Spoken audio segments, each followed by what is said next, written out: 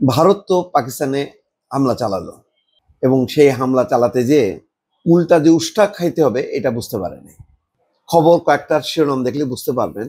সাদা পতাকা উড়িয়ে আত্মসমর্পণের বার্তা দিয়েছে ভারত, দাবি পাকিস্তানের। সেই সাদা পতাকার ছবি হয়েছে, অর্থাৎ যখনই নাকি ভারত হামলা চালাইছে সাথে সাথে পাকিস্তান সীমান্ত এলাকায় মানে বিপুলভাবে হামলা চালাইছে, একটা ব্রিগেড ধ্বংস হয়েছে, তখন সাদা পতাকা উড়ায় তারা আত্মসমর্পণ করছে। ভারতের সীমান্তবর্তী বিমানবন্দরগুলো বন্ধ করে দিচ্ছে তারা। এত তাদের ব্যাটাগিরি, তাদের সাহস যে নিজেদের বিমানবন্দরগুলো বন্ধ করতে হয়েছে। নির্ঘুম রাত কাটালেন মোদি। এই হামলায় যে ঘটনা ঘটলো, যে 6টা বা 9টা জায়গায় স্থাপনায় হামলা করলো, তার মধ্যে অধিকাংশই মসজিদ। সেটা করতে যে আবার নিজেদের 5টা যুদ্ধ বিমান শেষ। সুতরাং মোদি বাবুর আর ঘুম হইল না। আচ্ছা, ভারতীয় গণমাধ্যমগুলো 3টা যুদ্ধ বিমান বিধ্বস্তের খবর প্রচার করছে, প্রচার করে আবার সেই খবরগুলো সরাই নিয়েছে। বোঝেন তাদের অবস্থাটা? খুব ইন্টারেস্টিং ব্যাপার দর্শক। দেখেন, আমি খবরগুলি পড়ি যে এদের যে কাপুরুষতা এবং খবর চেপে রাখা, যে ভারতীয় জনগণকে বোঝানো যায় আমরা একটা বিশাল একটা ব্যাটাগিরি করে আসছে, কিন্তু এই ব্যাটাগরির মানে খেসারত তাদেরকে দিতে হয়েছে। পাকিস্তান ভূখণ্ডে বুধবার রাত 1টার পর অপারেশন সিঁদুর নামে অভিযান শুরু করে ভারত। বার্তা সংস্থা রয়টার্স জানিয়েছে, অভিযানে ভারতের বিমান হামলা 26 জন নিহত হয়েছে, 46 জন আহত হয়েছে। এই সময় হামলার সময় পাল্টা জবাব দেয় পাকিস্তানও। দেশটির দাবি ভারতের 5টি যুদ্ধ বিমান ভূপতিত করেছে তাদের সেনাবাহিনী। এদের মধ্যে ফ্রান্সের তৈরি 3টা রাফায়েল যুদ্ধ বিমান আছে, রাশিয়ার তৈরি 2টা আছে রাশিয়ার আমলে। তবে ভারতের পক্ষ থেকে এ নিয়ে আনুষ্ঠানিক কোনো মন্তব্য পাওয়া যায়নি। সংশ্লিষ্ট কর্মকর্তাদের বরাতে একটা খবর প্রচার করে ভারতীয় গণমাধ্যম দা হিন্দু। এতে বলা হয় যে জম্মু কাশ্মীরের আখনুর, রামবান এবং পাম্পোর এলাকায় কমপক্ষে 3টি ভারতীয় যুদ্ধ বিমান বিধ্বস্ত হয়েছে বলে সরকারি এক কর্মকর্তা দাবি করেছেন, হিন্দুকে জানিয়েছেন। কর্মকর্তারা এখনো এই দুর্ঘটনার সঠিক পরিস্থিতি জানা যায়নি, এই খবরটা তারা প্রকাশ করছে। কিন্তু এর কিছুক্ষণের মধ্যে খবরটা সরিয়ে নেয় ভারতের অন্যতম পরিচিত এই সংবাদ মাধ্যমটি, অর্থাৎ দা হিন্দু। এটা সরাই নিয়েছে। এর অনলাইন লিঙ্কে গিয়ে সংবাদটির কোনো অস্তিত্ব পাওয়া যায়নি। ভারতীয় অন্য কোনো গণমাধ্যম এই নিয়ে কোনো খবর প্রচার করেনি।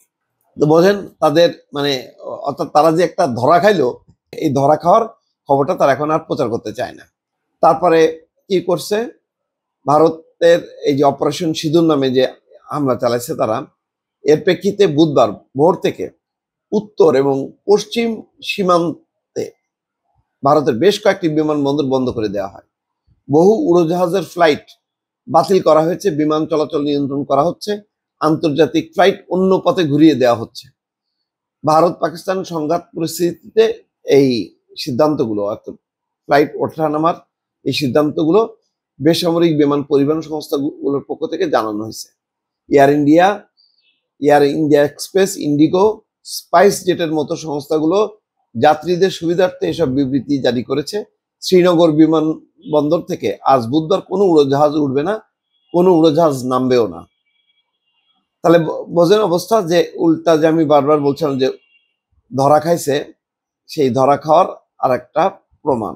আরেকটা হলো সাদা পতাকা উড়াইছে। পাকিস্তানের তথ্যমন্ত্রী আতাউল্লাহ তারার দাবি, পাক সীমান্তে নিয়ন্ত্রণ রেখায় সাদা পতাকা উড়িয়ে আত্মসমর্পণের ইঙ্গিত দিয়েছে ভারত।